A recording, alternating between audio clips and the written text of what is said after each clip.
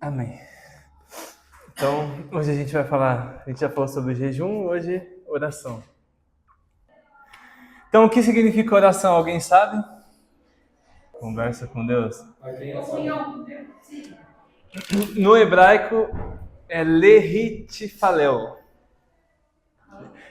Então, se a gente for da direita para a esquerda, é que é assim que aparece no Antigo Testamento. São três, eu deixei coloridinho porque são três letras, né? Três símbolos separados. Então, o primeiro, que é o amarelinho, ele significa para... Tipo, você está falando para alguém fazer algo, pedindo. O segundo é uma palavra mais reflexiva, que ela não tem muita tradução sozinha, mas ela se refere a si. E o terceiro, que é o verde, ele é um símbolo de julgamento. Então, se a gente fosse traduzir de forma mais literal, significa julgar a si mesmo. Pelo hebraico, oração é mais do que pedir. É você julgar a si mesmo perante alguém ou para alguém. Então, como nós falamos de oração referente a Deus, é como se fosse você se julgando para Deus, ou você se analisando ali, uma autocrítica.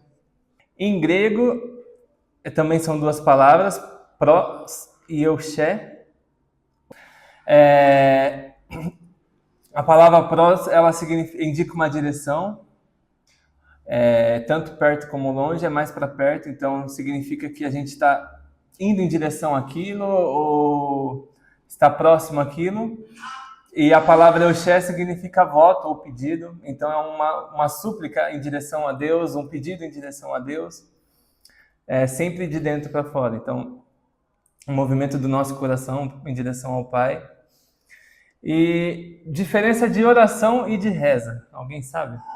A gente acabou de ver, a oração ela vem de dentro, né, do coração, você está se julgando, você está se analisando, então não tem como você se julgar pelas mesmas coisas todos os dias. No catolicismo, os católicos eles praticam reza, né, que são orações fixas. O judaísmo também eles têm orações que são sempre as mesmas, por isso que é reza é repetição.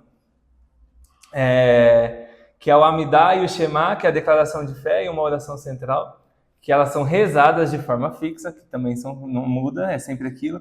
E o islamismo também, eles rezam 5 vezes ao dia, e além de reza, eles balançam o corpo, tem todo um movimento, que também são fixos, não mudam, são sempre as mesmas pronúncias, as mesmas falas.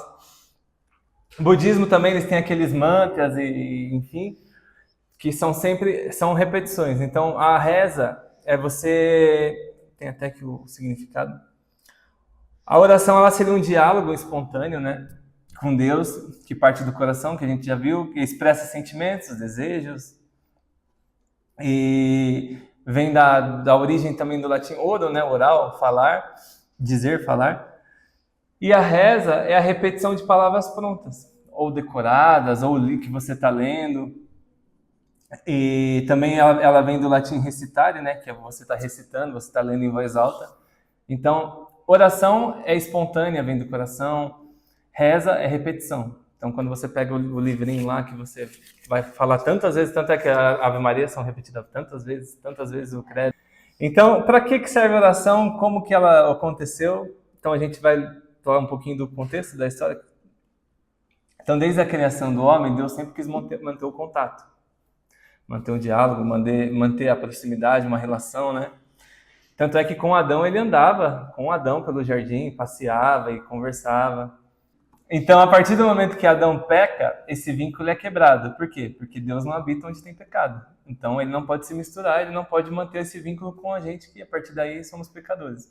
E foi passando o tempo, a sociedade foi piorando, tanto é que veio o dilúvio, porque não tinha mais ninguém bom na terra. E Deus mandou o dilúvio porque se não resetasse a terra ali naquele momento, não ia sobrar ninguém. Chega uma hora que ninguém ia ser salvo. Então, todo mundo ia se matar. Porque havia violência na terra.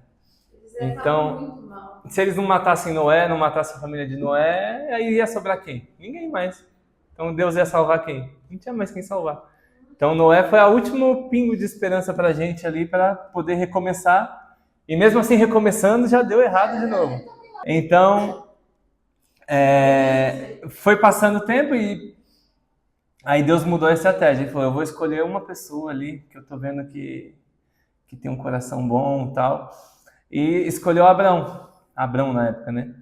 Então, através de Abrão, ele utilizou para servir, para mostrar que Deus podia falar com você, não só para um povo judeu, mas para mostrar para todas as nações que podia. Então, estava acontecendo a mesma coisa, então Deus ele falou, vou mudar a estratégia, vou pegar ali Abraão e a partir dele eu vou criar uma nação para servir de exemplo, como modelo, né?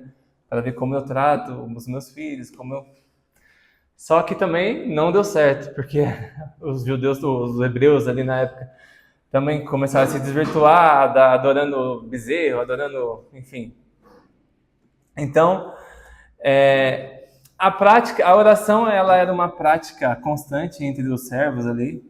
No Velho Testamento, desde Gênesis até Malaquias tem oração, a gente vê homens e mulheres orando. E buscando direção de Deus, pedindo livramento, intercedendo pelos outros, arrependendo dos pecados, louvando e agradecendo. Mudou alguma coisa de hoje para cá? Não, né? Os motivos são os mesmos. Porém, o povo já não tinha acesso, não tinha contato com Deus. Ele não tinha acesso à presença de Deus. Então, mesmo se eles jejuassem, orassem, eles poderiam ouvir Deus, mas por meio de profetas, reis, enfim. Mas eles não tinham mais aquele contato direto. Tanto que em Levítico, em diversas passagens, é bem grifado isso. Todo homem poderá trazer sua oferta, e só o sacerdote, o sumo sacerdote, vai apresentar ao Senhor. Eles não tinham mais esse contato de cada um poder apresentar a sua oferta. Nem entrar dentro do templo, principalmente no Santo dos Santos, que era onde tinha a presença de Deus mesmo. E nesse sistema antigo, só o sumo sacerdote podia entrar, né? No Santo dos Santos, que era o lugar que Deus manifestava a presença. E isso apenas uma vez por ano, que é o dia da expiação, que o judeu comemora até hoje, que é o Yom Kippur, né, que é a festa deles lá. Então era um dia específico do ano, num momento específico, com todo um ritual específico. Mas Deus também usava algumas exceções para falar com o povo. Mas não representava o modelo geral. O modelo geral era com o sumo sacerdote. Mas aí tem Abraão, tem Moisés, tem Davi, tem os profetas, tem Daniel, várias pessoas que tiveram contato com Deus. Tiveram orações respondidas. E a oração começou com a família de Sete, lá em Gênesis 4. Então, a partir daí, eles foram... então, começou-se a invocar o nome do Senhor, que é a família de Sete. Então, de lá para cá, teve esse processo de oração. Eu vou pedir para vocês abrirem Salmo, Provérbios e Isaías. Cada um abre um. Porque tinha algumas condições para as orações serem ouvidas.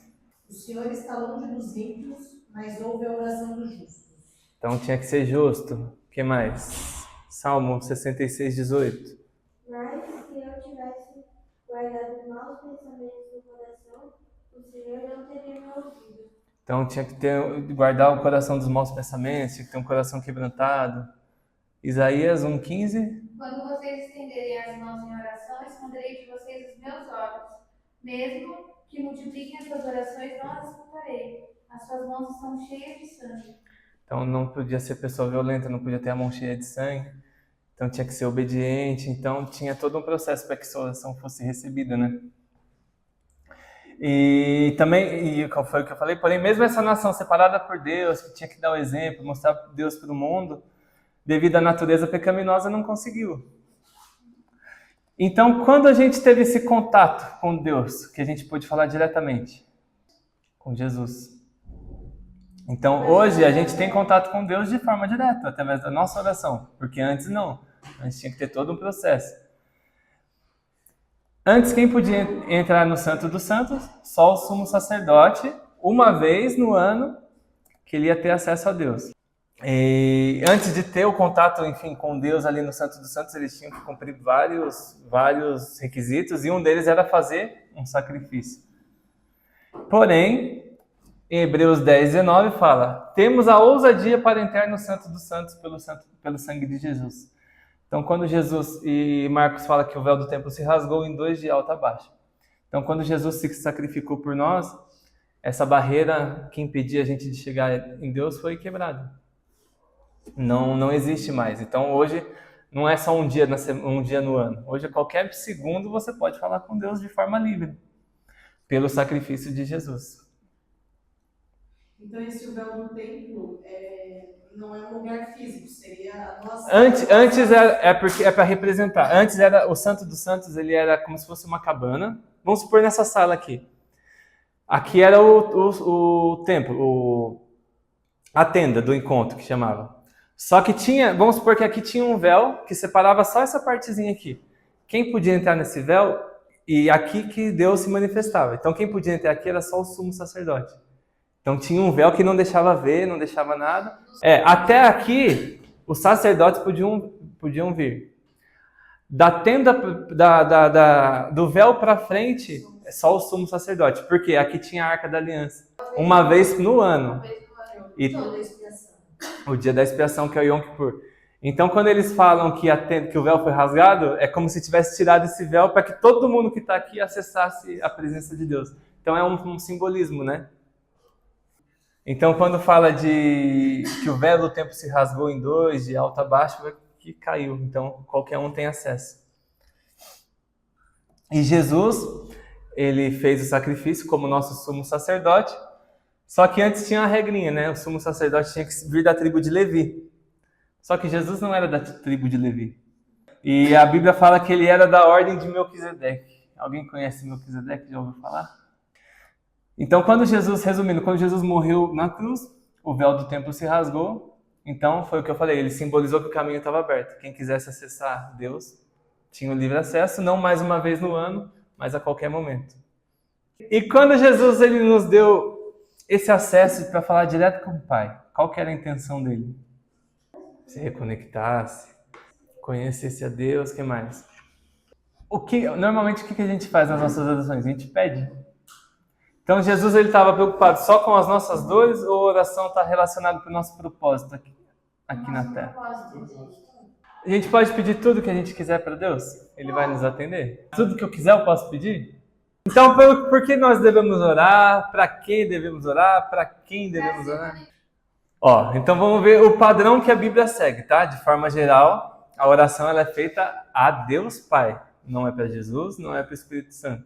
Várias passagens, portanto, vos orareis assim, Pai nosso que estás no céu, que é a oração universal, que é o próprio Jesus falando no Sermão do Monte.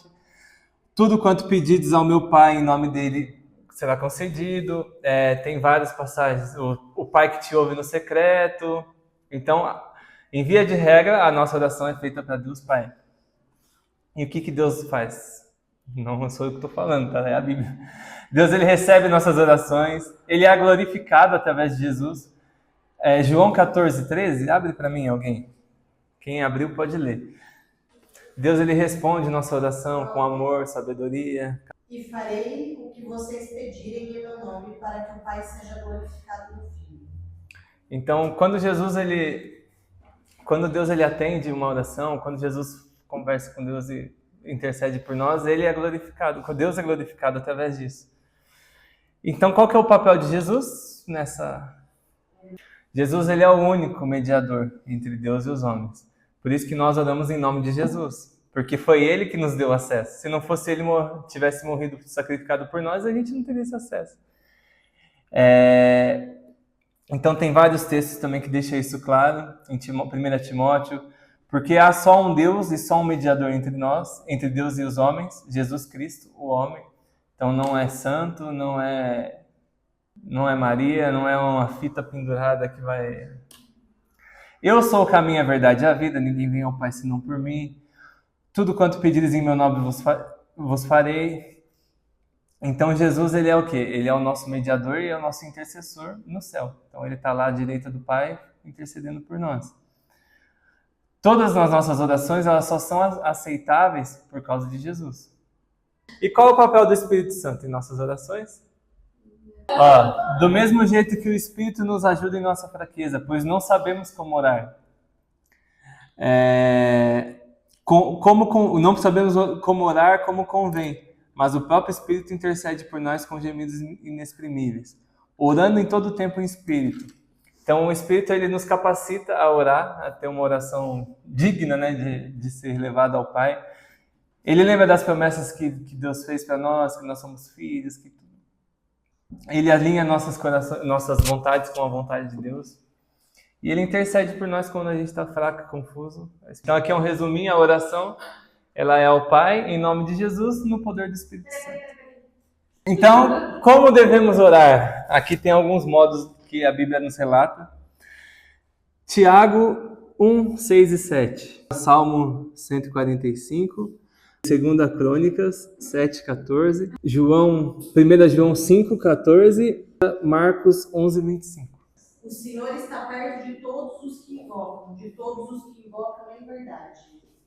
Esse é o Salmo 145, né? Então a oração ela deve ser verdadeira e autêntica, pois o Senhor está perto de todos que o invocam em verdade. Segundo a Crônica, você está falando que se o povo se humilhar, então tem que ser uma oração arrependida. Sim, Pode quando ler. estiverem orando, se tiverem alguma coisa contra alguém, perdoem-no, para que também o Pai Celestial perdoe as transgressões de vocês. Então não adianta você orar pedindo perdão para Deus e você não perdoa o seu amiguinho do lado. Mas peço com fé, sem nenhuma dúvida, pois quem duvida é como a onda do mar agitada e ferida pelo vento. Não pense tal pessoa que receberá alguma coisa do Senhor, pois é coerente e constante em tudo que faz. Pedindo com fé. Quando estamos na presença de Deus, temos coragem por causa do seguinte: se pedirmos alguma coisa de acordo com a sua vontade, temos a certeza de que Ele nos ouve. Exatamente, alinhar nossa vontade com a vontade de Deus. Lucas 18, 14. Digo-vos que este desceu justificado para a sua casa, e não aquele. Porque qualquer que a si mesmo se exalta será humilhado, e qualquer que a si mesmo se humilha será exaltado. Ali os fariseus eles estavam orando para aparecer. Então, Jesus fala que quem orou para aparecer vai ser humilhado. Então, a oração ela é uma ponte entre o céu e a terra, entre nós e Deus. Ela é um diálogo e serve para alinhar a nossa vontade com a vontade de Deus. Ela ativa o poder divino, ela nos transforma, não só nós, mas todo o nosso meio ali. E como funciona a oração? A oração, ela muito pode, por sua eficácia, a súplica do justo. Então, Deus responde à oração dos justos, não por méritos humanos, mas porque Ele prometeu que ia ouvir a oração dos justos. Lá em Atos também, mostra o agir sobrenatural, porque Pedro estava na prisão, mas a igreja estava em oração constante. E o que aconteceu? Deus mandou um anjo para libertar Pedro da prisão. Também abre nossos olhos espirituais. Lá em 2 Reis, então orou Eliseu e disse ao Senhor: peço que lhe abra os olhos para que veja. Mas ali não é porque ele estava de olho fechado, é para que ele viu ali o mundo espiritual. Aí ele viu o exército de Deus ali. E para que a gente ora? Para conhecer e fazer a vontade de Deus, está lá em Mateus: venha o teu reino, seja feita a sua vontade. Não é apenas para pedir, mas para buscar o governo de Deus, para pedir direção e sabedoria. Tiago fala: se algum de vós tem falta de sabedoria, peça a Deus. Então também é um modo de uma oração. Interceder pelo próximo. Antes de tudo, pois, exorto que façam súplicas, orações, intercessões e ações de graça por todos os homens. Então está lá em 1 Timóteo. Para resistir ao mal e às tentações, vigiar e orar para que não entre em tentação, para ter paz em meias aflições. Não estejais inquietos por coisa alguma, antes as vossas petições sejam em tudo conhecidas diante de Deus, e a paz de Deus os guardará vossos corações. Está lá em Filipenses. E, para a gente acabar, por que Deus nem sempre atende o que a gente pede? A Bíblia traz alguns versículos que respondem isso. Porque pedimos com a motivação errada, lá em Tiago 4,3, pedis e não recebeis, porque pedis mal, e para gastardes em vossos prazeres. Porque o pedido não está alinhado com a vontade de Deus. A gente vê lá em 1 João: se pedimos alguma coisa segundo a sua vontade ele nos ouve. Porque há pecado não confessado, se eu no meu coração contemplar a vaidade, o Senhor não teria me ouvido. Então, é como se fosse o primeiro, né? Se for uma motivação errada, se for para vaidade também, Deus não ouve. Porque Deus está ensinando a esperar ou a crescer. Esperei confiantemente pelo Senhor e ele se inclinou para mim e me ouviu. Mas ele esperou primeiro, antes de ser atendido. Pedir muitas vezes é errado? Pedir a mesma coisa muitas vezes? O que Jesus fez? Jesus orou no Pai, se possível, afasta de mim esse cálice. Mas terminou, contudo, seja feita a sua vontade. Jesus ele orou 2 ou 3 vezes. 3 vezes a mesma coisa. Então aqui, e Paulo orou 3 vezes para que o espinho da carne dele fosse retirado. Mas aí Deus respondeu, não. A minha graça te basta. Então o que seria esse usando de vãs repetições que Mateus fala? Elias orou 7 vezes para que chovesse. Vãs repetições cai no quê? Cai na reza.